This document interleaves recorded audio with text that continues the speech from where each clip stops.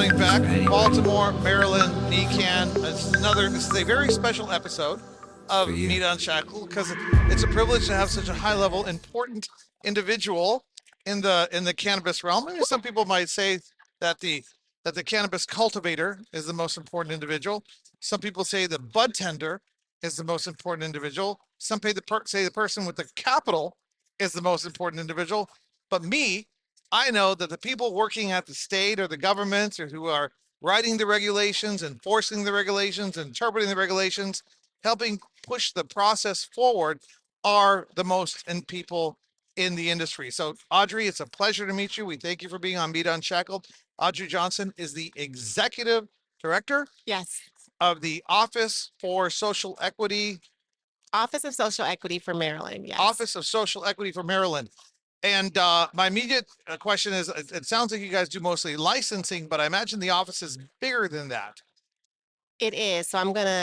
So first, thank you for the opportunity to be here. It's always a pleasure to share what Maryland is doing. Absolutely. So the Office of Social Equity is a new executive agency that reports directly into the governor's office. And we work with the Maryland Cannabis Administration, who is the licensing, regulation, and compliance body. So can they tell you what to do?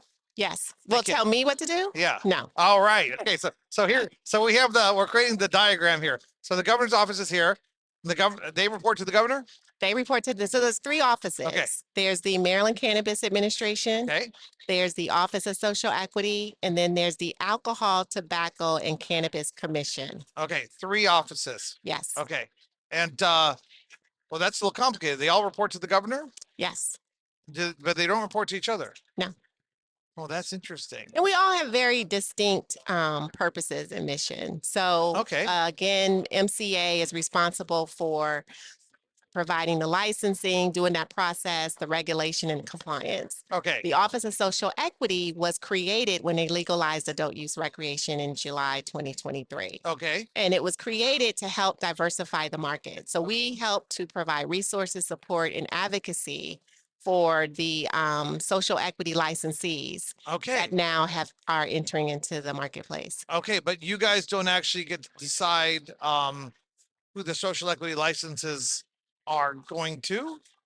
So we were responsible for defining that social equity criteria. Okay, so you get to find the criteria, but then the MCA did the whole process. Right. So we had partners that went through, and you had to be qualified through a social equity. You had to be verified as a social equity applicant before you can apply. So the last licensing round was solely for social equity applicants. Okay. There was like a very famous TV show where it said, "Talk to me like I'm a child." Oh no.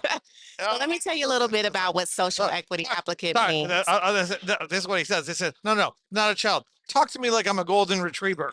It wasn't brains that got me here in this position. No. So, the state was very intentional about what was needed to diversify our market. So there were three criteria that were set around the disproportionately impacted areas. So we defined those as areas across the state that had excessive charges and arrest. And so people would apply within those zip codes. Also within that, in terms of determining your social equity verification, you either had to attend high school, not even high school, public school within one of those zip codes. You had to also live in one of those zip codes, or we identified 6 institutions across the state that required their attendees to depend on federal Pell Grants. Right. So if you met one of those criteria, living in one of those zip codes, attending school, public school in one of those zip codes, or attending one of those colleges 2 out of the 4 years, you would get the verification, and then you would be cleared to apply and participate in the recent round that we had. So you're kind of like Oz. You're like the wizard, that's kind of cool. No, it's good to meet you. Are we allowed to do this? Well, somebody has to define these things, and you're one of the individual. Were you on the task force, or did you come in after they created the law? No, the law, everything went into. Everything was in the law. Everything was in the Cannabis Reform Act of 2023. Okay, yes, I'm new to this, so I'm just okay. Good. So as of July 1st, 2023, The Okay. legalization of adult use recreation cannabis was in Maryland. Okay. Okay, good. So how many all the medical guys graduated to adult use? So they had an option. They would be converted. So they Yeah. had an option to either continue I say graduated, but converted is more. converted Yes. into the adult use market. They didn't have to, Did but if they, anyone not convert? I think there were a few that did What? not. Why? Maybe that's, I have Out of no, I don't, principle? Okay, well, we'll leave those guys alone. They're off and running, they're churning, they're making their money. And then comes the issuance of new licenses.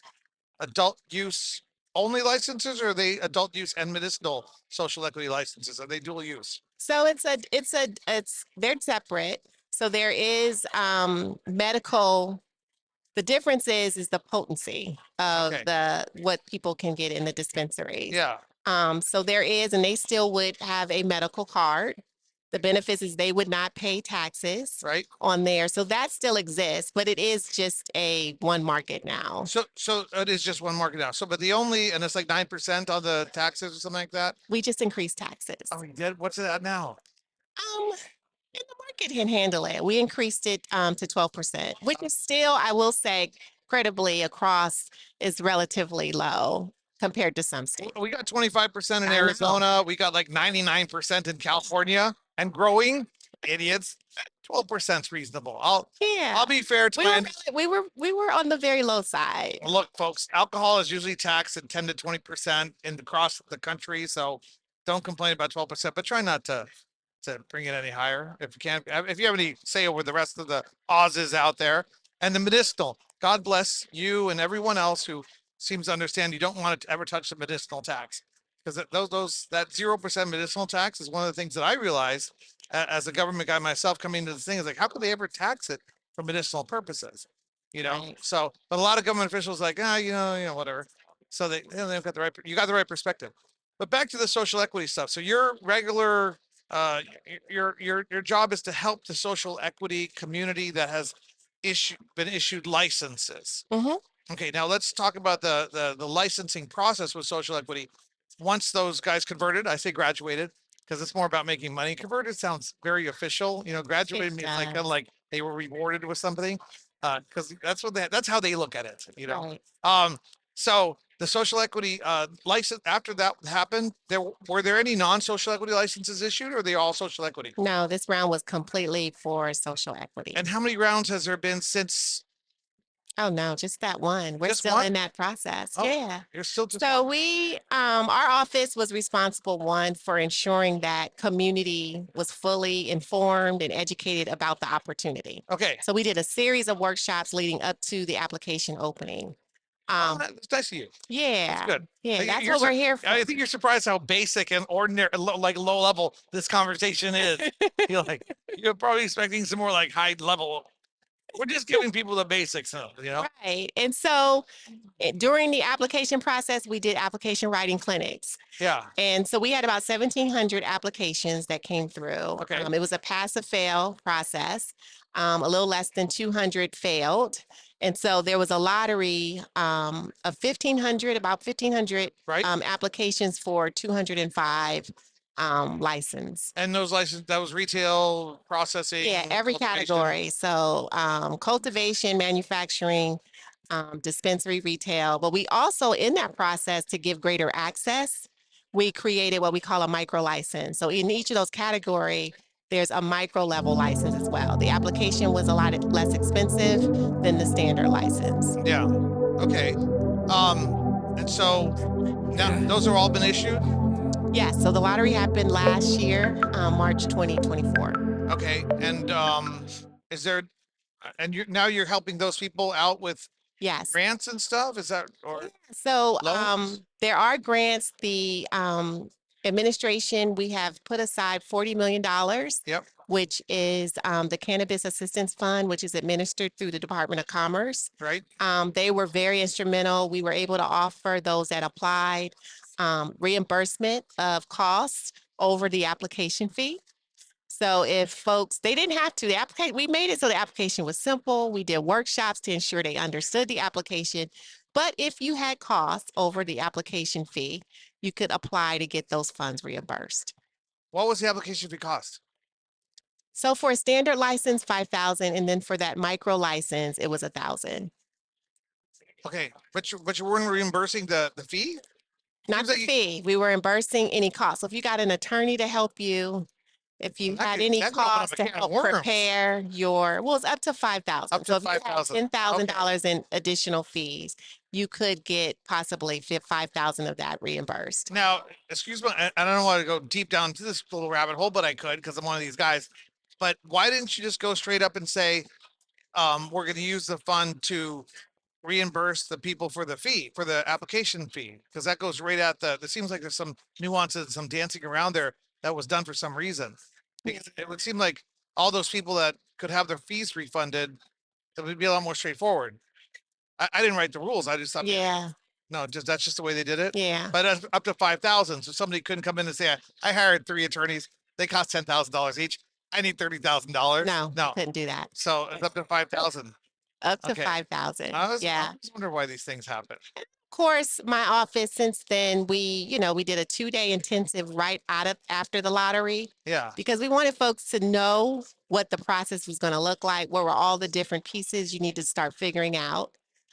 We also know that, once that lottery was done, everyone else was approaching them. They Right. could help them. So we just wanted to make sure, again, they were educated Right. and could make some informed choices. Once the conditional licenses started, MCA started to give out the conditional license, we then gave out a TA grant. So $3 million in technical assistance. It was initial money for each licensee was able to get up to $14,000. Okay. And that could go to your, traditional educational technical assistance needs, but we expanded it to also include professional services. Because one of the things we realized is when we I did hope the Destiny, I lottery, hope Destiny, you're listening to all this stuff because this is like mind-boggling stuff. yeah, when the lottery happened, it was very important for us to know who these people were, what was their business readiness, Yeah. who needed capital. And so we did a survey and we were able to identify the different needs of the group and try to help them in that way. So when we gave out the technical assistance grant, we realized there were some people that owned their own business already Right. or that they, um, had degrees and was doing big work already. So they may not have needed, business fundamental classes. And so we wanted them to be able to also utilize that $14,000 in a way that could be useful to them Right. and what their needs might be. I mean, and I'm not going to ask you this question, but I really want to dive down the rabbit hole of all the, I mean, in our next podcast, we're Okay. going to dive. Why don't you be prepared for this one? I want to dive down that rabbit hole of like the puppets, the shills, the fake social equity people, the people that had signed contracts or partnered with all the investors from out of state. Because you're obviously, maybe you're aware of all that stuff happening, probably involved in the middle of it, probably involved in lawsuits. I don't know. We didn't, that is episode number 2 tomorrow. And what I really, what I'm saying? Because I really want to dive into that because I'm sure you know so much about that. And everybody who's interested in social equity around the country is thinking to themselves, Dimitri, ask her those questions. But she doesn't have time today. No, I So, don't. no, but tomorrow. So, what else is the social equity office doing now? Because, like, for example, there should be another round of licenses. Not yet. Not, do they have plans? Well, there is plans. There is a second round that's supposed to happen. And we are, waiting on a disparity study. So Right. how that would be rolled out, who would be targeted to is going to be based on our disparity study, the number of licenses that would be available in that. And so that's in process. So, and I'm not necessarily mad about that. I mean, I have 191 new social equity They're like your entrepreneurs, children, licensees that we are supporting, that we're, supporting, providing resources to get them open. right? Some of the great things that are coming up, we just launched this past week our Cannabis Business Masterclass, Mm-hmm. which is where we found experts across the country in topics like legal, right? All the agreements and things that they would have to be reviewing, how to hire a attorney to represent you, real estate and construction, Yeah. getting down to the build out, whether you have a cultivation facility or a dispensary retail facility. They could just call me and get all that information for free. I know, but we have Just this saying. lovely program that Uh, we've rolled no, out. I'm just And saying. so for the next through September, we'll be rolling that out. Yeah, we're Um, both doing good work. yes, yes. And so we also have a, CEO accelerator. We're partnering with Coppin State University to provide those Copper State, Coppin State. Coppin State. Okay, okay, Coppin gotcha. State University to provide those business fundamental classes. Their professors will be Okay, offering office hours and yeah, anyone that chooses to attend those classes. And then we're also partnering with New Project, which is used to supporting existing operators in their capital raising. okay, They're working with us to support our social equity licensees. right, So they're going to get them ready to talk to investors, prepare a pitch deck, get the business acumen that they need to be able to have those conversations so an investor will be confident. And so right. all of that is rolling out this month. And then I think all that people are waiting for, we have the Cannabis Assistance Fund, another round of money coming out. Okay, And so we're going to give out startup funds to all of those that have met their 6 month capitalization okay, that's required in this process. And, those funds are ranging from I can't really say because we're launching in a couple of weeks. But if you have a delivery, you're going to get way more money than if when you have a cultivator. So cultivation is going to get depends on your business type okay, in terms of the amount of money that'll right, be given out. And then the last thing that people have been waiting for is a social equity partnership program grant. So that's okay, where the state was very intentional to say, hey, we have some existing operators. Lock arms with us, help us with some of these social equity. So there are 30 grants that will be given and paid to the existing operator to support these social equity licensees. It could be, discount of product, biomass. It could be administrative services. It could be leasing or, using space, selling equipment. However, that mentor-mentee partnership mm-hmm. that they set up is what we're excited about. So This is absolutely amazing. Every state is different, as you know. every You state know, is different, and we learned a lot. do you, So I give credit to everyone that went before us, do you- good or bad, right? Because we learned the hard lessons, things that were, spoken of to be successful and really didn't materialize in that. We learned those, we were able to see what happened and yeah, what people were able to do. And there were some things that were done well. We incorporated that. So the state has been very intentional in diversifying our market and ensuring that these folks have the resources and support they and where need. did the 40 million come from? Does that come from a tax or the fee? It was came from the state. Yeah, The that state, that was put in place before the process even started. but that gets refunded to the state from the taxes collected from cannabis. No. It was a grant fund that Oh was my put in God, place. Maryland. Who runs Maryland? I'm like this state is I'm Governor I, Wes I'm Moore, used to this libertarian approach that the they Warren Miller from administration, and I have to Arizona. say, this is all a representation of us supporting those and ensuring that those in Maryland, no one is left behind. Yeah. And that we definitely, support the opportunity that is in place and ensuring that these folks are successful. Well, I'm moving to Maryland and I'm declaring myself social equity eligible and I'm getting involved in your program because you're fantastic and you're very accessible. And I know that I can contact you and talk to you. Yes, But I love that, you have created a great office and a great dynamic. And Nick was the one who introduced us to you yes. because you're out there helping people like Nick who are truly social equity eligible. They're not necessarily the other class of individuals that we'll talk about in episode 2. And how you interact or what role you have in all that, or maybe you're just a witness in the whole litigation that might be going on. I don't know. We don't need to know. We don't need to talk about that right now. But anything else that you should throw out that you want to throw out there that people should know about the social equity office and what you guys do and what's coming next. Well, I mean, we're just excited. I think it's been really great for us, for our team, as we've been in the background and to really see folks opening up. We had our first opening in Kent County, a dispensary about a few weeks ago. Okay. I know of a few coming up through the summer. So to see that people are actually getting this done makes us feel good because, again, we're doing everything that we can to support them. Um, and I think one of the biggest influences of that is having this office. We do this all day, every day. So our Right. interest, when you talked about the most important person in this process, it's really the licensees. We really want them to be successul. Right. Did I leave that out? Yeah, I think I did. Yeah, you left it. I, Okay. I threw it in there. No, no, I no, love it's it. okay. No, you got me. You got me. I fancy myself an expert. See, this is why I'm not, well, that's why you didn't call me to help run the classes.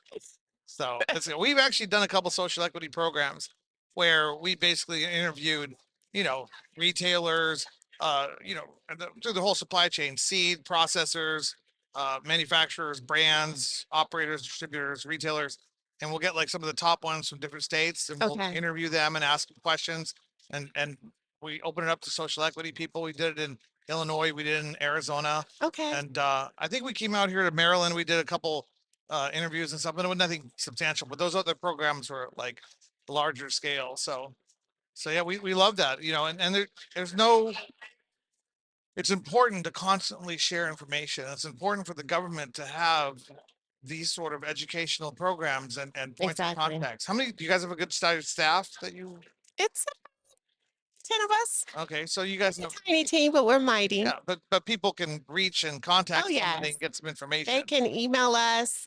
We are present in events like this. It's important for us Oh, it's great. to, know what's going on with them and be in it and see what's happening so we can be responsive and ensure that we're supporting them. Well, we really appreciate you being here and introducing yourself to our audience, giving an overview of what's happening in Maryland. And on episode 2, we'll get into those really controversial questions, Yeah. including who deserves social equity, when, where, why, and how. That's a tough one, right? Thank you very much. This has been another episode of MITA Unshackled, and we really appreciate you. Thank you. Thank you. Thank you.